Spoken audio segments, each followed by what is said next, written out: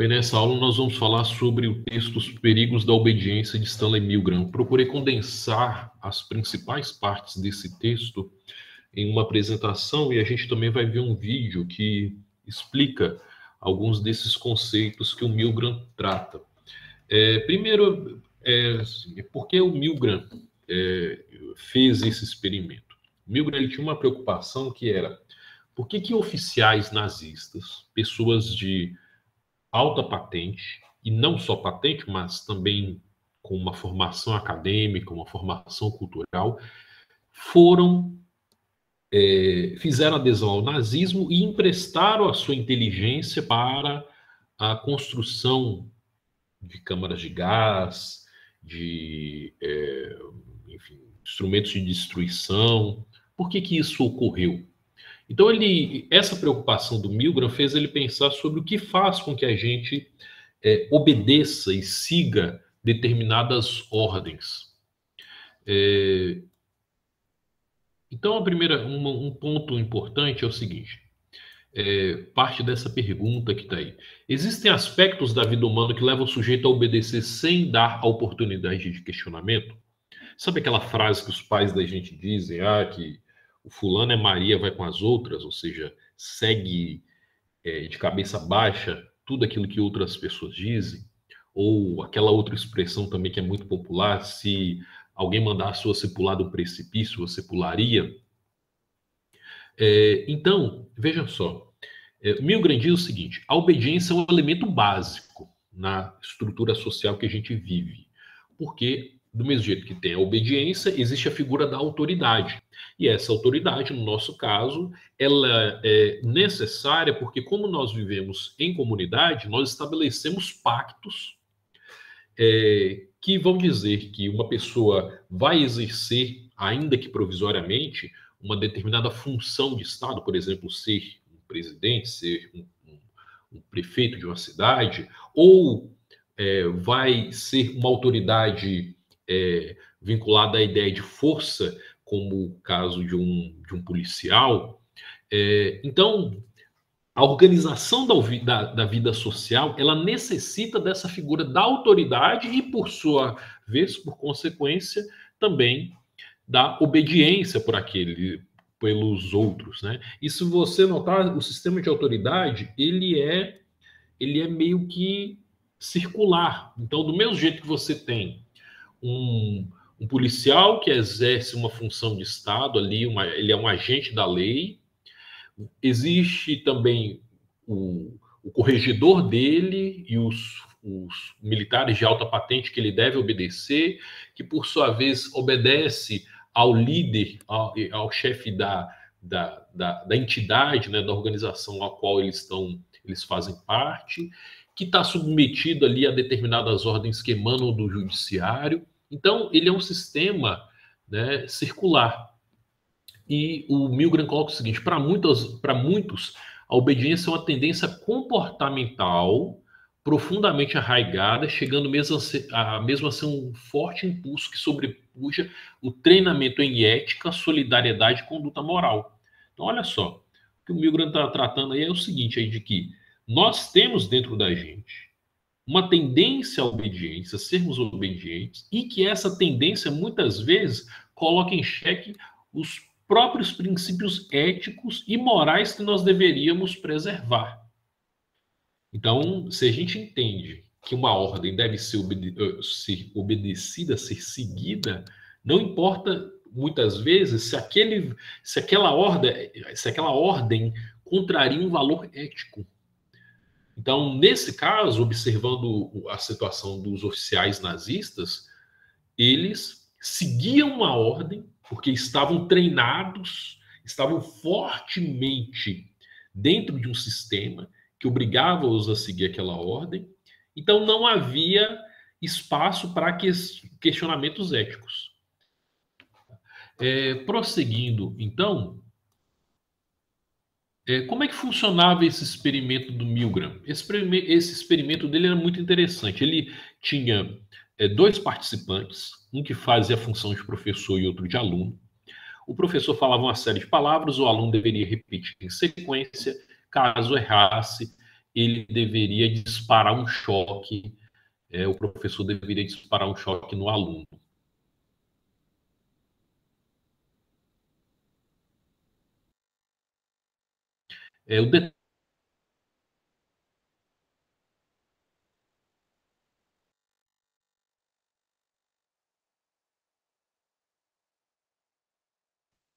O que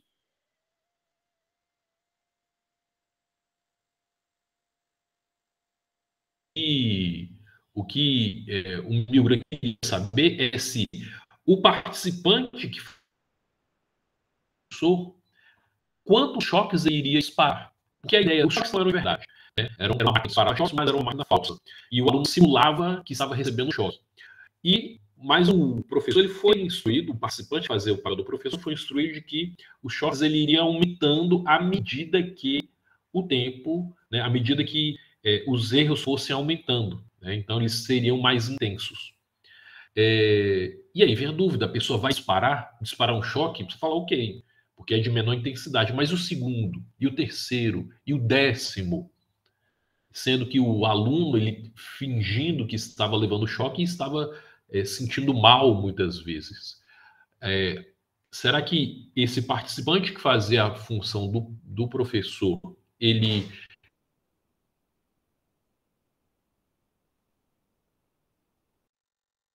iria disparar tantos choques assim?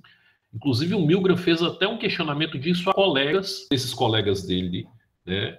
Estudantes, psicólogos, pessoas das diversas áreas das ciências, disseram, não, todo mundo vai, a maioria das pessoas vão chegar a um determinado limite, não vai haver tantos casos de pessoas que vão concluir. E, na verdade, o experimento mostrou justamente o oposto, né? E aí o Milgram, a partir dessa análise, a gente se pergunta, ok, então o que aconteceu com os professores? Os professores, eles desistiram ou cederam às ordens? Porque alguém da equipe do Milgram ficava falando, olha, você não pode, você se comprometeu a fazer isso, você tem que disparar os choques, ele errou, você tem que dar o choque. Então, a pessoa, de alguma forma, ficava ali, né? Esse outro membro da equipe do Milgram ficava ali pressionando o professor a prosseguir. E aí o Milgram nota no texto dele o seguinte, que ele procurou psiquiatras, estudantes, para imaginar o que seria o desfecho do experimento. E todos disseram que o experimentador, né, que o professor, ele não iria prosseguir nos choques. E que haveria um limite aí. E havia, inclusive, o dado de que somente 4% dos participantes chegariam ao último grau.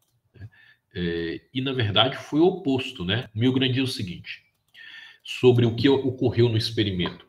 Uma interpretação teórica deste comportamento afirma que todas as pessoas possuem instintos profundamente agressivos, que exercem continuamente pressão para se manifestarem e que a experiência justifica a liberação desses impulsos. Então, significa que dentro de nós existe um nível de agressividade e que muitas vezes a gente procura meios e formas de manifestar essa nossa agressividade.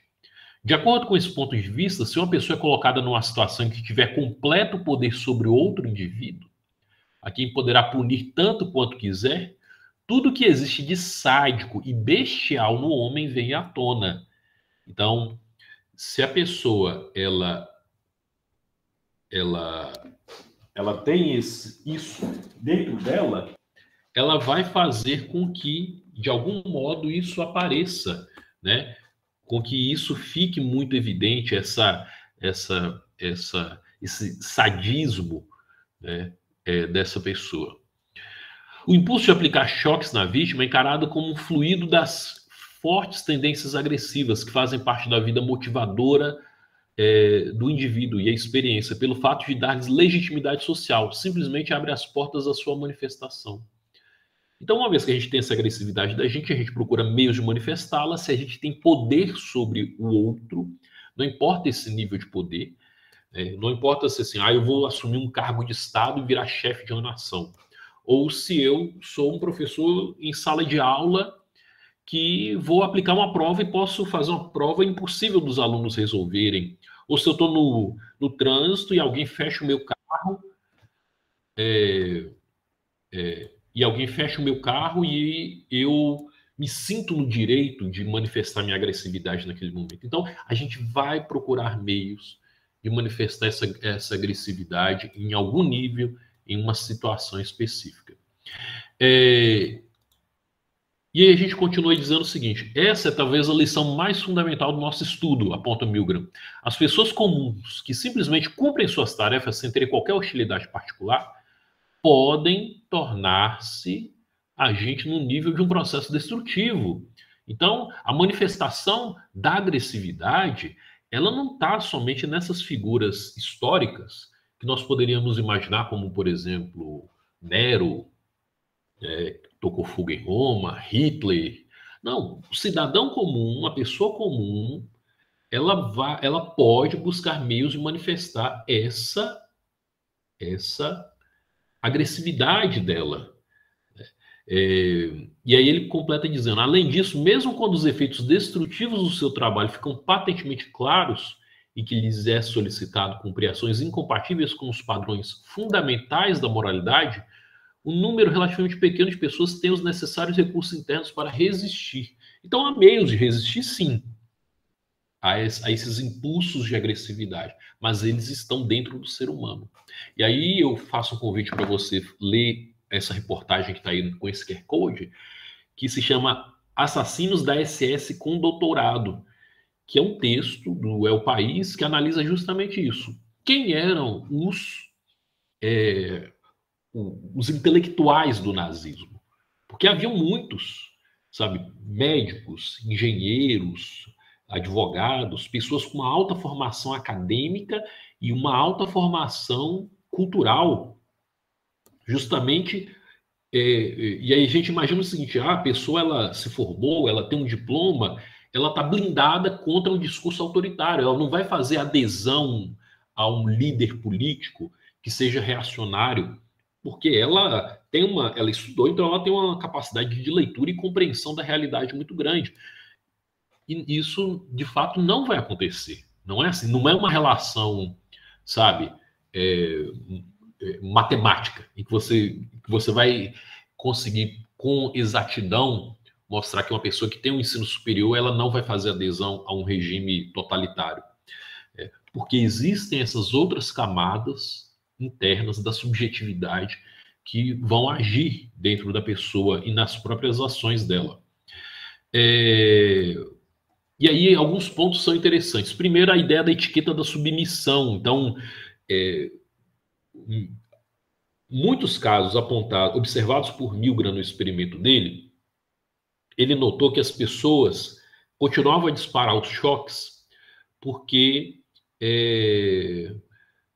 de alguma forma, ela queria atender a regra proposta pelo integrante da equipe que estava ali junto com ela na sala. Então, ela não queria deixar de cumprir essa ordem, né?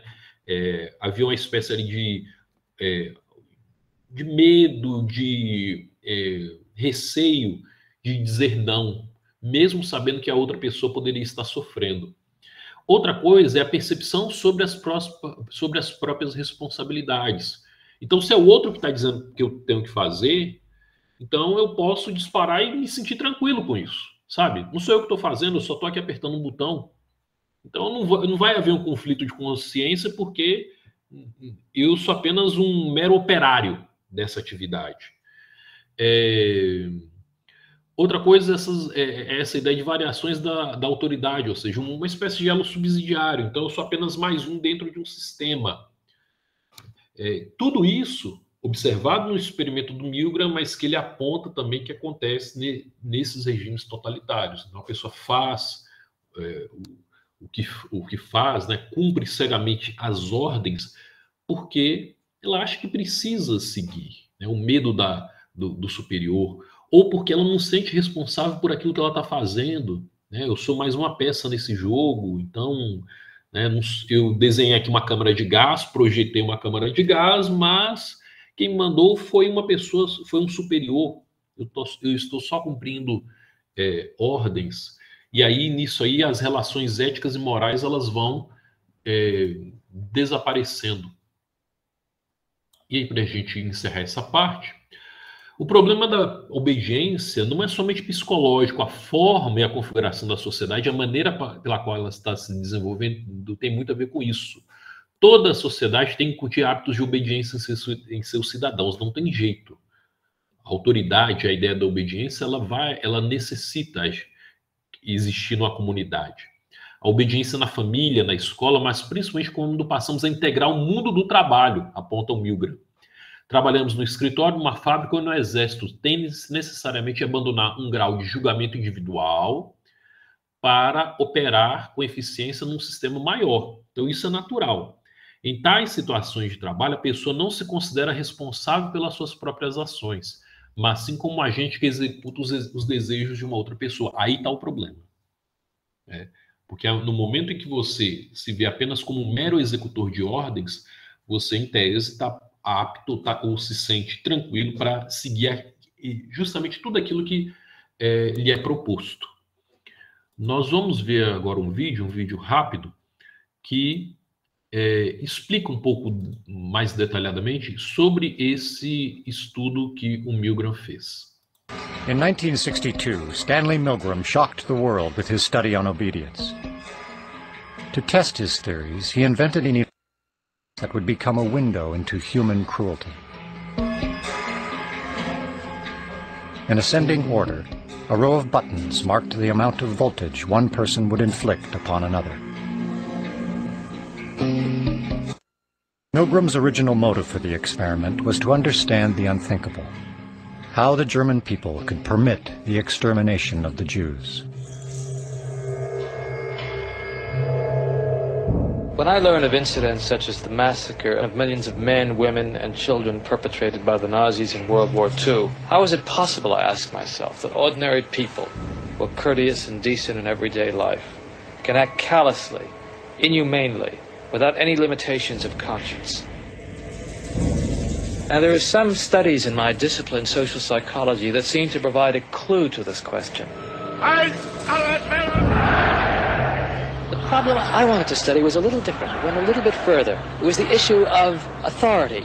Under what conditions would a person obey authority who commanded actions that went against conscience? These are exactly the questions that I wanted to investigate at Yale University. It is May 1962. An experiment is being conducted in the Elegant Interaction Laboratory at Yale University. The subjects are 40 males between the ages of 20 and 50 residing in the greater New Haven area. Psychologists have developed several theories to explain how people learn. One theory is that people learn things correctly whenever they get punished for making a mistake. 40 years later, Milgram's infamous experiment, obedience, is still taught in classrooms around the world. Would you open those and tell me which of you is which, please? Teacher. All right, now the next thing we'll have to do is set the learner up so that he can get some sort of punishment. What inspired Milgram, I would say there were a number of factors. One of them is he was very ambitious. He wanted to make a mark in social psychology. And he wanted, as he wrote to one friend, he wanted to come up with the boldest experiment that he could think of. Would you roll up your right sleeve, please? This electrode is connected to the shock generator in the next room. And this electrode paste is to provide a good contact to avoid any blister or burn. Do you have any questions now before we go into the next room? About 2 years ago, I was at the Veterans Hospital in West Haven. And while there, they detected a heart condition. There's nothing serious, but as long as I'm having these shocks, how strong are they? How dangerous are they? Well, no, although they may be painful, they're not dangerous. Anything else? No, that's all. All right, teacher, would you take the test and be seated in front of the shock generator, please, in the next room? But the experiment was rigged. The victim was an accomplice of the experiment. The victim, according to plan, provided many wrong answers. His verbal responses were standardized on tape, and each protest was coordinated to a particular voltage level on the shock generator. Now, as teacher, you were seated in front of this impressive-looking instrument, the shock generator. Its essential feature is a line of switches that goes from 15 volts to 450 volts, and a set of verbal designations that goes from slight shock to moderate shock, strong shock, very strong shock, intense shock, extreme intensity shock, and finally XXX, danger severe shock. Your job, the experimenter explains to you, is a word pair test. If he gets each answer correctly, fine, you move on to the next pair. But if he makes a mistake, you are instructed to give him an electric shock, starting with 15 volts, and you increase the shock 1 step on each error. Incorrect. You'll now get a shock of 105. Hard hit. Just how far can you go in this thing? As far as is necessary. What do you mean as far as is necessary? Milgram was very much aware that obedience is a necessary ingredient for society to function. But he focused on the darker side of obedience. Incorrect. 150 volts. Sad face. Wait a minute. That's all. Get me out of here. I told you I had heart trouble. My heart's starting to bother me now. It's absolutely essential that you continue. You got no other choice, teacher. Oh, I have a lot of choices. My number one choice is that I wouldn't go on if I thought he was being harmed. Now this man makes disobedience seem a very rational and simple deed. Now other subjects respond quite differently to the experimenter's authority. Wrong. It's hair. 75 volts, Jim. Please continue. Some psychologists were troubled by the ethics of it. Many, if not most subjects, found it a highly stressful, conflicted experience. People are stammering, stuttering, laughing hysterically, inappropriately. 150 volts. Experiment. That's all. Get me out of here. I told you I had heart trouble. My heart's starting to bother me now. Get me out of here, please. Let me out of here. You have no right to keep me here. Let me out. Let me out of here. Let me out. Continue, please. Let me out of here. My heart's bothering me. Let Go me on. out. Let me out. Clearly, when we say people went to the top of the chalkboard, it wasn't like they were going blithely, sadistically. People went stop and go, stop and go. They were in a state of conflict, which was created a tremendous amount of stress. So that was the main critique. This will be at 3:30.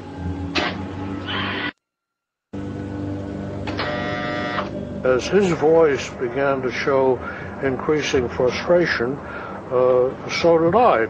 And I was really in a state of real conflict and agitation. One of Stanley Milgram's basic contributions was that you don't ask people what they would do given this hypothetical situation. You put them in the situation. Wrong. I want the 180 volts. Please continue, teacher. 180 volts. I can't stand the pain. Let me out of here. Can't stand it. I'm not going to kill that man there.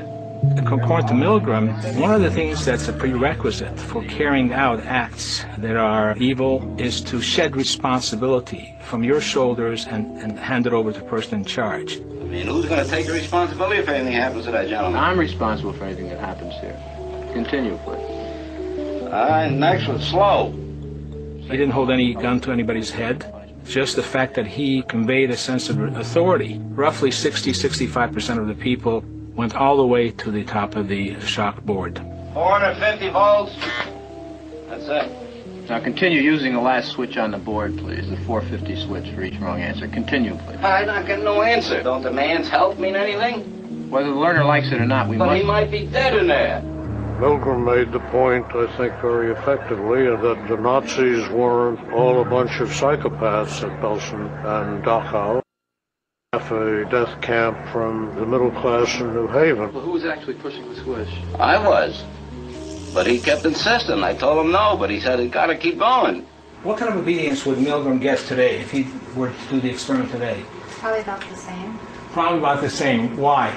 I don't know. I think people are just inherently obedient. It just really shows like how far human beings will go to appease what they perceive to be an authority figure. Milgram has identified one of the constants, one of the universals of social behavior. The readiness to obey authority cuts across time. It's a constant. The other outstanding and distinctive thing about the obedience experiment is how much it has and keeps on permeating contemporary culture and thought. It's still with us in very, very important ways.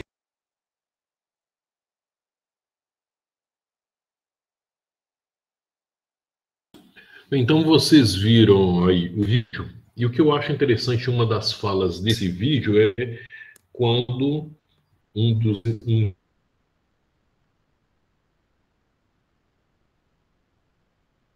entrevistado diz o seguinte: olha, o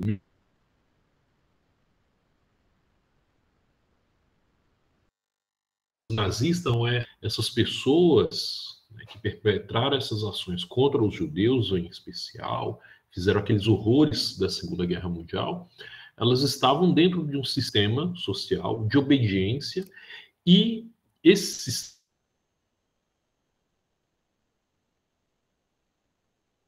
uma arma na cabeça de cada um desses oficiais para fazer o que eles fizeram. Eles fizeram porque eles tinham ali, né, um sistema tão de obediência e autoridade tão estruturado que não havia espaço para qualquer tipo de questionamento, para qualquer tipo de avaliação ética e moral sobre aquilo que eles faziam.